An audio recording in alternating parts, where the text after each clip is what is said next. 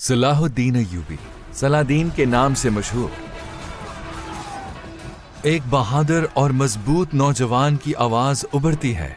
यरूशलेम और मस्जिद अक्सा सलेबियों के कब्जे में है। मैं जिंदगी का लुत्फ कहां से लाऊं? मैं खाना कैसे खाऊं और चैन कैसे पाऊं? मैं रात को सुकून की नींद कैसे सोऊं? तैयार हो जाएं।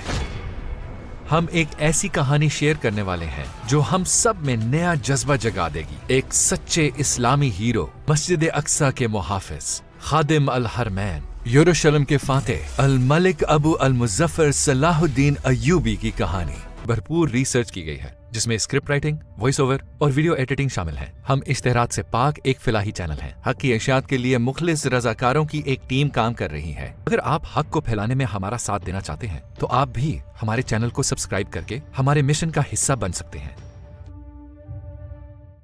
एक दफा का जिक्र है, बगदाद में एक मशहूर कारपेंटर रहता था। अपने उम्र के आखिरी हिस्से में उसने ज्यादातर वक्त अखरोट की लकड़ी से एक शानदार मिंबर तराशने में सर्फ किया। उसने मिंबर बनाने में अपनी तमाम सलाहियतें लगा दी। मिंबर की खूबसूरती सबको हैरत ज़दा कर देती थी। कारपेंटर की मेहनत से बने इस शाहकार मिंबर की शोहरत दूर दूर तक फैल गई थी। जब भी कोई बगदाद आता तो वो कारपेंटर को तलाश करता और उसके पास आकर कहता, ये मिंबर हमें बेच दो ताकि हम इसे अपनी मस्जिद में लगाएं। मगर उसका जवाब हमेशा एक ही होता, इस मिंबर की मंजिल मस्जिद अक्सा है। उस जमाने में यरूशलेम सलेबियों के कब्जे में था। सलेबियों को पोप और यूरोप की मुसलसल सपोर्ट हासिल थी।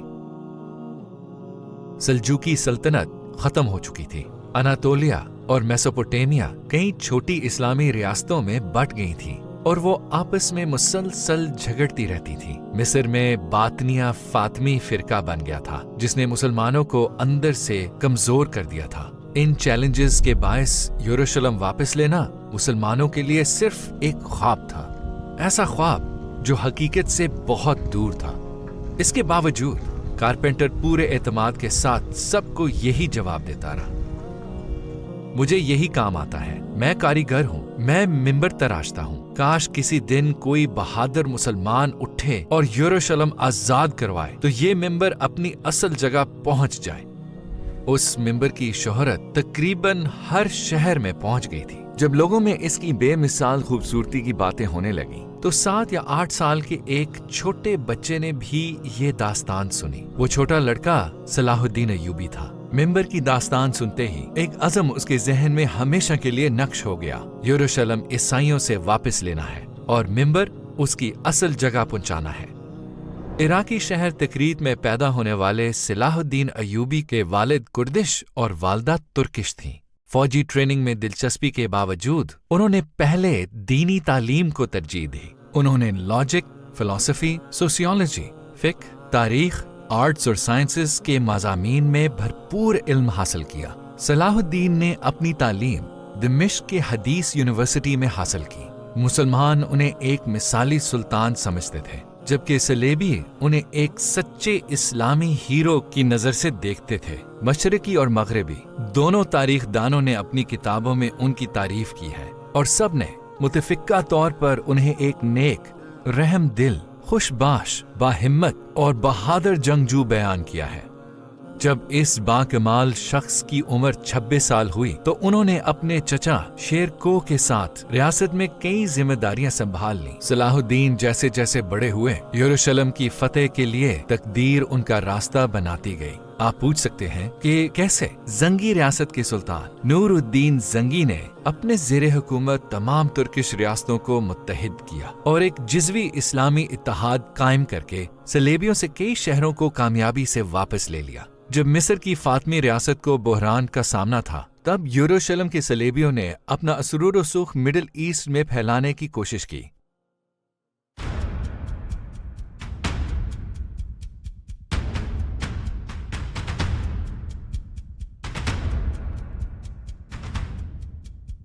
सलेबियों ने 1168 में काहिरा का घेराव कर लिया। सुल्तान नूरुद्दीन जंगी ने भी अपनी नजरें मिस्र पर जमा ली, क्योंकि मिस्र का कंट्रोल पाने का मतलब अपने दुश्मन पर जंगी बर्तरी हासिल करना थी। फातमी रियासत ने नूरुद्दीन जंगी से मदद तलब की। सुल्तान ने अपने कमांडर्स शेर को और सलाहुद्दीन को रवाना किया।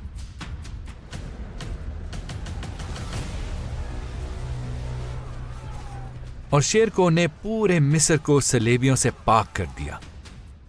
इन कामयाबियों के बायस शेर को मिस्र का वजीर मुकर्रर कर दिया गया, लेकिन ओहदा संभालने के कुछ ही अरसे बाद उनकी वफात हो गई। चचा की वफात के बाद सलाहुद्दीन अय्यूबी मिस्र के वजीर और मिस्र में सुल्तान नूरुद्दीन जंगी की फौज के कमांडर भी बने।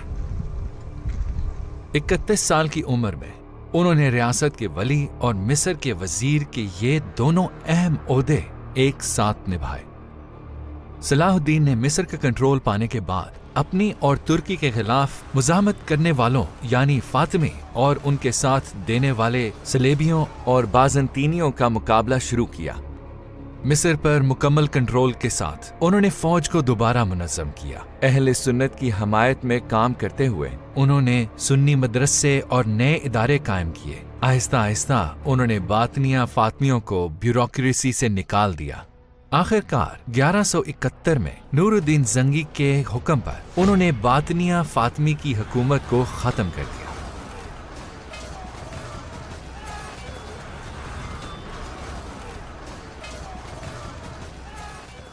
उस दौरान उन्हें एक इंतहाई गमनाक खबर मिली। सुल्तान नूरुद्दीन जंगी वफात पा गए थे। एक तरफ वो रियासत के इत्तेहाद और सुल्तान की कायम करदा इस्लामी रियासतों की हम आहंगी के तहफ़्फ़ुज़ के लिए कोशां थे, जबकि दूसरी तरफ उन्हें सलेबियों का भी सामना था।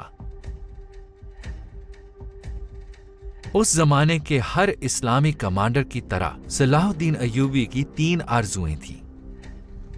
मुसलमानों का इत्तेहाद महफूज रखना, यरूशलेम को वापस लेना और कस्तंतुनिया या इस्तांबुल को फतह करना। इस्लामी रियासतों का इत्तेहाद कामयाब जंगों और सलेबियों के खिलाफ जिद्दोजहद से मजबूत हो गया था। अगला मकसद यरूशलेम को वापस लेना था। काजी बहाउद्दीन इब्न शद्दाद यरूशलेम के लिए सलाहुद्दीन अय्यूबी की मोहब्बत और उमंग को इन अल्फाज में बयान करते हैं। यरूशलेम के लिए उनके गम और दुख का बोझ इतना ज्यादा था जिसे पहाड़ भी ना उठा पाते। यूं महसूस होता जैसे कोई माँ अपने खोए हुए बच्चे के लिए गमज़दा हो। वो अपने घोड़े पर सवार होकर निकलते और मुसलमानों को यरूशलेम की आज़ादी की खातिर जिहाद के लिए बुलाते। वो मजमा से खिताब करते और पुकार कर कहते, ऐ मुसलमानों, इस्लाम की खातिर, इस्लाम के लिए। गम के आंसू हमेशा उनकी आंखों में होते, क्योंकि यरूशलेम सलेबियों के कब्जे में था।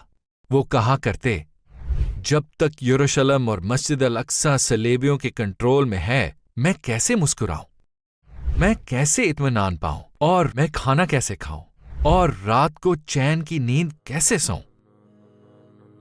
सलाहुद्दीन अय्यूबी यरूशलेम वापस लेने के लिए पुरअज़म थे, लेकिन यरूशलेम फतह करने से पहले सूरत हाल का बगौर जायजा लेना जरूरी था। उन्होंने महारत से कई गैर मुनज़्ज़म फोर्सेस को जमा और मुनज़्ज़म करके ताकत का तवाज़ुन अपने हक में बदला।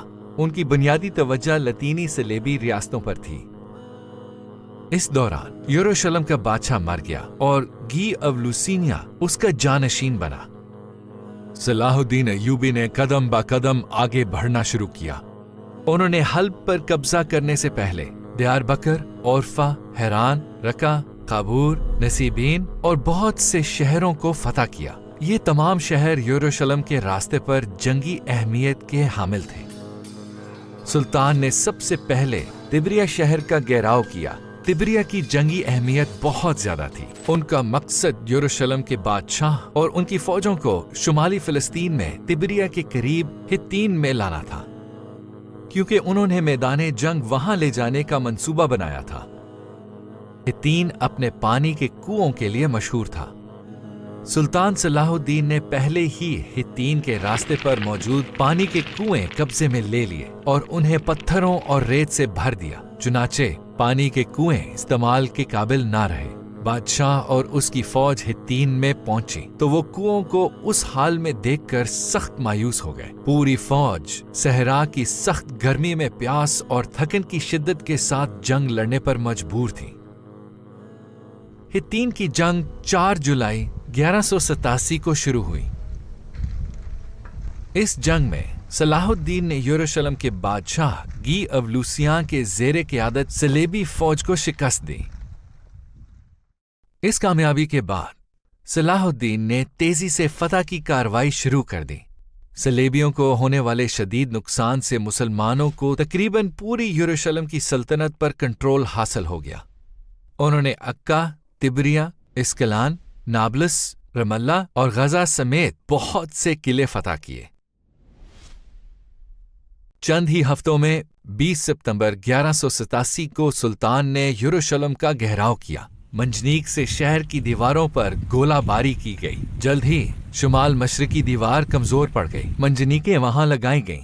कुछ देर बाद दीवार मुकम्मल तौर पर तबाह हो गई। सलेबियों ने घेरा तोड़ने की कोशिश की लेकिन कामयाब ना हो सके। ये जाहिर था कि वो ज्यादा देर शहर पर कंट्रोल कायम नहीं रख पाएंगे। उन्होंने सलाहुद्दीन अय्यूबी से महफूज रास्ता तलब करते हुए अपनी जान बख्शी। फसलों की हिफाजत, घरों के तहफ़्फ़ुज़ और मुसलमान कैदियों की रिहाई के लिए ताउन की पेशकश की।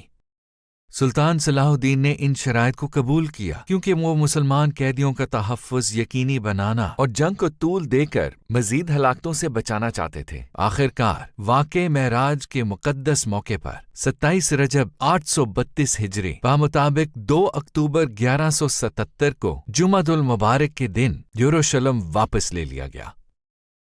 सलाहुद्दीन अय्यूबी की कामयाबी सिर्फ फौजी निज़ाम तक महदूद न रही बल्कि उनकी कामयाबी से एक मुनज़्ज़म और तरक्की याफ्ता रियासत का सूरज तलू हुआ। उनकी क़यादत में बेशुमार मदरसे, हस्पताल और मस्जिदें तामीर हुईं। ये इस्लामी दुनिया में इल्म के अरूज का ज़माना था। उस वक्त के उलमा को सलाहुद्दीन अय्यूबी के ज़ेरे कंट्रोल इलाकों में बुलाया गया।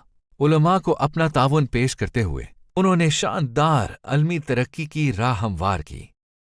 उस ज़माने में उलमा और तलबा ने कई किताबें लिखीं। अपनी तर्ज हुकूमत की बदौलत वो अपने बाद आने वाले कई हुक्मरानों के लिए रोशनी के मीनार बने। इस्लाम के इस अजीम सिपाही ने 4 मार्च 1193 को दमिश्क में वफात पाई।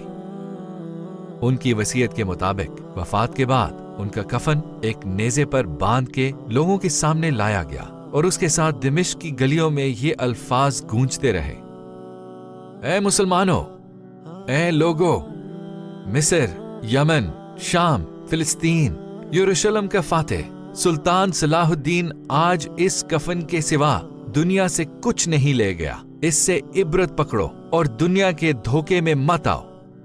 उनकी जिंदगी का एक मकसद था और उस मकसद ने उन्हें जिंदा रखा। उन्होंने बताया कि एक मुसलमान की जिंदगी का मकसद कैसा होना चाहिए। उनके सीने में धड़कता दिल अल्लाह की मोहब्बत से सरशार, दुनिया में इंसाफ के क़याम का तलबगार और इस्लाम के हुस्न को नाआशना लोगों तक पहुंचाने का आरज़ूमंद था। यरूशलेम की फतह इस्लाम के हुस्न से आशना इस शख्स के हिस्से में आई। तो आखिर हम इस फतह से महरूम क्यों हैं? क्योंकि हमें पहले खुद को बदलना होगा। हमारी ख्वाहिशात का मरकज ये दुनिया है। हमारे ख्वाब दुनियावी ख्वाब हैं और हमारे मकासद दुनियावी मकासद हैं। हमें मुखलिस होना पड़ेगा। हम में से ज्यादातर लोग अपने और अपने आराम के मुताल्लिक सोचते हैं। हमें अपना जायजा लेना होगा और वो दिल पाना होगा जो अल्लाह के लिए धड़के। हमें इस्लाम के लिए बुलंद मकासद अपनाने होंगे। याद रखें, अजीम सुल्तान सलाहुद्दीन की तरह एक दिन हमारे जिस्म भी कफन में लिपटे होंगे और उन कफनों में कोई जेब नहीं होगी।